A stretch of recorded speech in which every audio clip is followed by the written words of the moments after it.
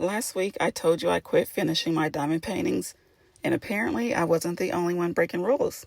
Your comments on that video, let's just say we have a whole classroom of rebels. But here's what surprised me. The rules you all confessed to breaking weren't ones I'd actually covered. You told me about the guilt you feel buying budget kits instead of premium brands.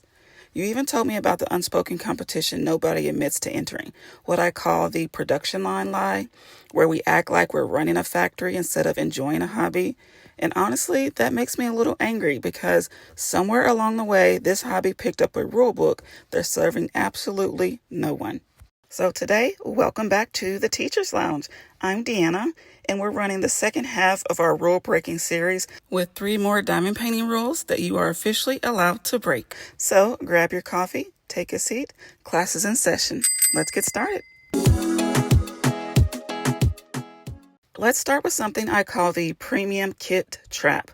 Somewhere along the way, we absorbed this idea that real diamond painters only buy from certain brands, that a budget kit from a craft store is somehow a lesser experience, that you're not taking the hobby seriously unless you're refreshing a limited release drop with heart palpitations. You know exactly what I'm talking about, the Hunger Games release. Here's the thing. I love Diamond Art Club kits. I've built an entire stash tour around them, but I also have budget-friendly kits that I picked up on clearance from the craft stores that I also absolutely adore. And you know what? That kit has never once asked to see my receipt. It has never judged me for what I paid. The truth is, the canvas doesn't know what it costs. The drills sparkle the same. Your hands do the same work. The only difference is the story you're telling yourself about what makes a project worthy. You don't need a designer label to enjoy the work. If a budget kit brings you joy, you are every bit as much a diamond painter as someone with a $75 limited edition on pre-order. So here's your first permission slip. Buy the kit that makes your heart happy. The price tag is not a prerequisite. All right, pop quiz, y'all. Think about the diamond painting kit that you're working on right now. Did you buy that kit because you actually wanted the art? Or did you buy it because you felt you had to have it due to that crafter FOMO or fear of missing out? If you picked it for the joy of the art, give yourself a diamond emoji in the comments. If you picked it for the name brand or the FOMO, let's talk about that in the comments below. For rule number 2, let's talk about something that genuinely frustrates me. The unspoken competition nobody admits to entering. I call it the production line lie. I finished this kit in 3 days. I completed 8 kits this month, as if we're running a factory production line and not practicing a hobby. Let me ask you something.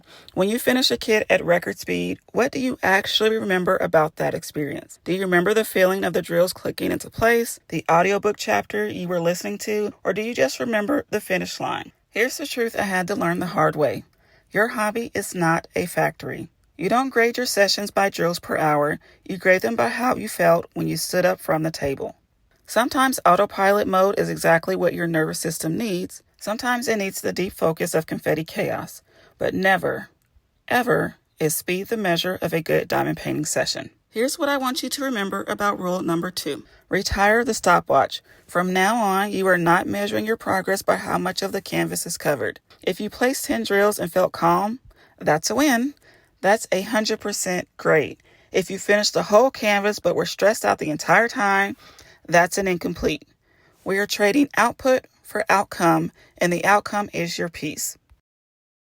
Before we wrap up with rule number 3, one more pop quiz. Back when we had to cover our textbooks with those brown paper grocery bags, were you the artist who decorated every single inch of that bag with elaborate doodles and stickers? Or did you just slap the subject name on the front with black marker and call it a day? I feel like that's the real divider between the cozy crafters and the get it done crowd. Which one were you? Now, the last one, this is the one that got me for years, and I have a feeling it's going to hit some of you right in the chest. Rule number 3. You must keep every leftover drill and every completed canvas forever. I call this the Souvenir Tax because somewhere along the line, we decided that finishing a kit meant we owed it performance, that tossing the leftover drills was wasteful, that donating a completed canvas was ungrateful, and that the hobby wasn't real unless you built a museum to prove it happened. I'm here to tell you, you are officially allowed to let it go.